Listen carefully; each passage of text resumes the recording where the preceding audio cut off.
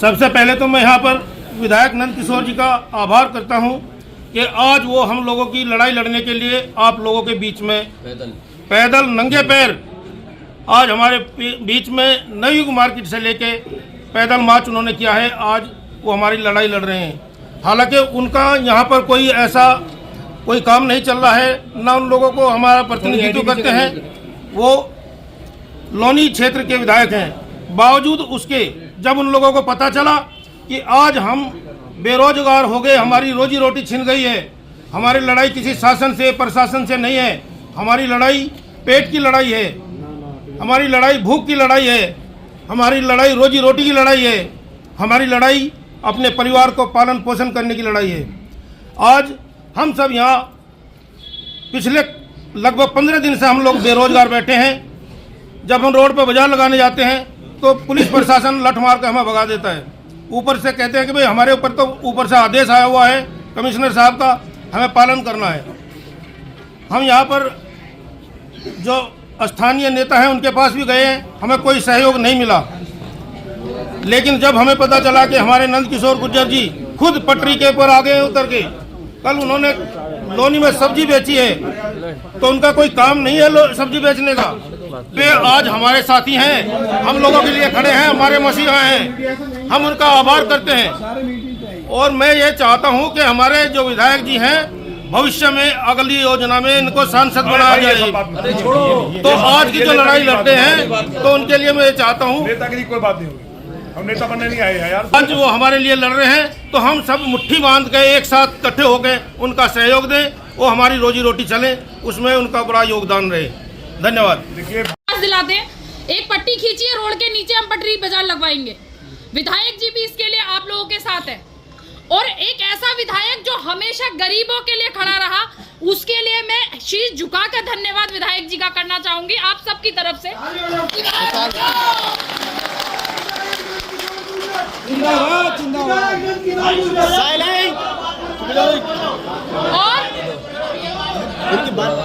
और ऐसे माँ बाप जिसने ऐसे बच्चे को जन्म दिया जो सबके बारे में सोचता है। हर जो बड़ा नेता है वो सिर्फ पहले अपने और अपने बच्चों के बारे में सोचता है, पर ये पहले विधायक ऐसे हैं जो हम सबके लिए सोच रहे हैं। मेरा कोई बाजार नहीं लगना, विधायक जी का कोई बाजार नहीं लगना, अशोक संत जी का कोई बाजार नहीं लगना, सिर्फ हम सब आपके लिए खड़े हैं और आप हमारे लिए खड़े हैं। इसके लिए हम हमेशा विधायक जी का आभारी रहेंगे। धन्यवाद करती हूँ मैं। और आश्वासन आज हम डीएम साहब को भी दे के जाएंगे और उनसे एक आदेश लेके जाएंगे कि हम लोग व्यवस्थित ढंग से बाजार को लगाएंगे ना। भारत माता की जय। आज दुख में है, मौन है, आपस में बात कोई नहीं करेगा, पिन भी गिरे आवाज आनी चाहिए, ये अनुशासन का एक मैसेज जाए। एकदम मौन। बहुत आभार कि आप लोनी से आकर यहाँ हमारे लिए एक भगवान का काम किया। जो लोग डेली कमाना और खाने वाले लोग हैं यहाँ सब वही खड़े हैं विधायक जी।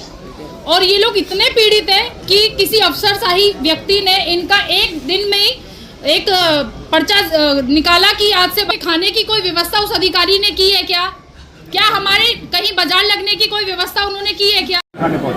देश के यशस्वी प्रधानमंत्री, दुनिया के सबसे लोकप्रिय नेता माननीय मोदी जी स्वनिधि योजना के तहत सबको लोन देने का काम किया और सब जितने भी कोरोना में बर्बाद हुए, कोई सूदखोर पैसे ना ले, एक जितना भी मजदूर है जो आलू बेचता है, सब्जियां बेचता है, मटर बेचता है, उनको लोन दिया, उनको बसाने का काम किया।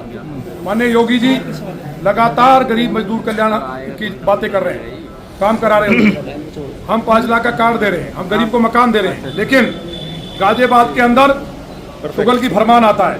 अभी कुछ लोग आपके साथी पत्रकार हम बता रहे हैं जो कहीं ना कहीं चमचागिरी करेंगे। आजकल मीडिया का अपना रूप ही गायब हो गया है, जो असली रूप है। मीडिया के नाम से अंग्रेज की हिम्मत नहीं हुई कि मीडिया को दबा ले। आजकल उल्टा काम हो रहा है।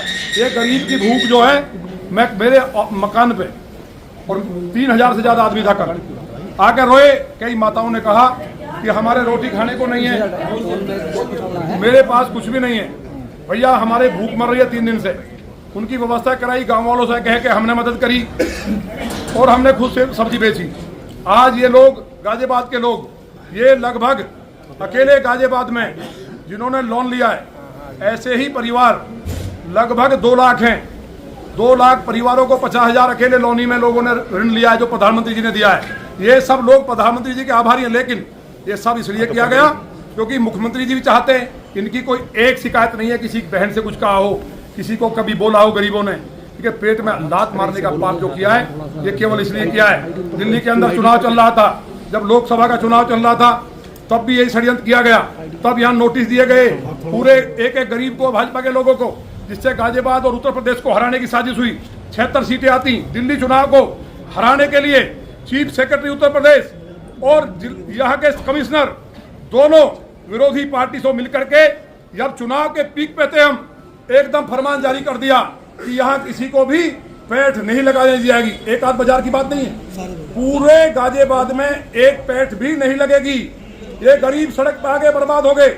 और छोड़िए, पीएससी और मिलिट्री लगा दी गई, अभी तक भी इनके लोग बंद हैं, थानों में बंद कर दिया गया, उनके साथ मारपीट की जा रही है जैसे इमरजेंसी लगी हो।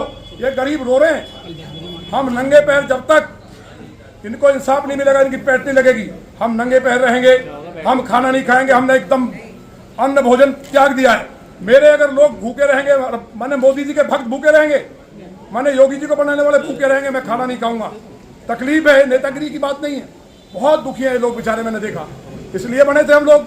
भाजपा के गरीब की चिंता कर रही है, ये तबाह करना चाहते हैं, विरोधियों से मिलकर के दिल्ली चुनाव हराना चाहते थे, इसलिए फरमान जारी किया। मेरा आपके माध्यम से कहना है माननीय मुख्यमंत्री जी, आपको ये उल्टी फीड देते हैं, हम आपके हैं, आपके लिए लोग गरीब लड़ते हैं, मैं आपका, सब आपके हैं। एक बार इनके जो आवरण है, ये जो घेराबंदी कर रखी है 2-3 अधिकारियों ने, इससे बाहर निकल करके देखिए किस तरह से गाजियाबाद में लूट मची है, किस तरह से भ्रष्टाचार है, पुलिस के थाने चौकियां कैसे लूट रहे हैं, सट्टे चल रहे हैं, शराब बिक्री हरियाणा की, गांजा बिक रहा है, कितने मर्डर हो रहे हैं। लौनी में ही 3 दिन में 4 मर्डर हो गए, लूट हो रही है, बहनें निकलना बंद हो गई हैं, इंदिरापुरम में बाहर नहीं निकल पा रही है, चैन छीन ली जा रही है, कुंडल छीन लिए हैं, पुलिसिंग पे ध्यान नहीं है। कई उदाहरण मेरे सामने, बाद में मैं बता दूंगा, मुख्यमंत्री से मिलकर बताऊंगा, जिन पे से सीधे पैसे लिए गए हैं। तो दिल्ली चुनाव को हराने के लिए यह षड्यंत्र था। उत्तर प्रदेश में जब चुनाव आया तब षड्यंत्र किया गया। माननीय अतुल जी को हराने के लिए कितनी ताकतें लगी, माननीय प्रधानमंत्री जी को हराने के लिए मजदूरों को भड़काया गया, दलितों को भड़काया गया, और वहां 600 करोड़ रुपए बांटे गए। प्रधानमंत्री जी को हराने के लिए 600 करोड़ रुपए बटे, हवाला के जरिए पैसा आया, सबको मालूम है। जो उन प्रधानमंत्री जी को, जिनके लिए लोग जान छिड़कते थे, ये साजिश है। रात भी एक पत्रकार को उसने केवल ट्वीट कर दिया, हमारा भाई शक्ति, उसको रात 1 बजे उठाया, हमने फोन किया। देखिए, हम सबके खिलाफ नहीं है, एक अधिकारी की आज मैं तारीफ करूंगा, जो लखनऊ में बैठे संजय प्रसाद जी, उन्होंने 1 बजे मेरा फोन उठाया, उठा करके उस बेचारे पत्रकार शक्ति सिंह को छुड़वाया। वो ठाकुर शक्ति सिंह जो निष्पक्ष पत्रकारिता करता है, ये उस पर आरोप लगवा देंगे, ये किसी महिला का आरोप लगवा देंगे। अनुज चौधरी पत्रकार इतना सीनियर, और कई पत्रकार जेल भेज दिए। ये गाजियाबाद के अंदर जो तानाशाही चल रही है, हम चुप बैठे थे, आज सड़क पर आना पड़ा है, हमारे पैरों में छाले, हम जूते नहीं पहनेंगे, हम खाना नहीं खाएंगे। उन बेचारे पत्रकारों को केवल ये लिखने पे कि विधायक ने सब्जी की दुकान लगाई, विधायक इनके साथ नहीं बैठेगा। तो मेरे पिताजी एमएलए थे क्या जो मुझे वोट देंगे, या भाजपा के साथ खड़े होंगे? ये भाजपा को समाप्त करने की साजिश है। मुझे उम्मीद है आज ही 3 दिन का समय भी 3 दिन का कोई समय नहीं है, जो तय करेंगे ये लोग, हम डीएम गाजियाबाद से बात करेंगे, व्यवस्था बननी चाहिए। ये लोग तैयार हैं, इन्होंने कहा ना हम कभी अतिक्रमण करते हैं, वहीं के वहीं बाजार लगेंगे, उस पर पट्टी खींच दी जाए, नगर निगम का काम है।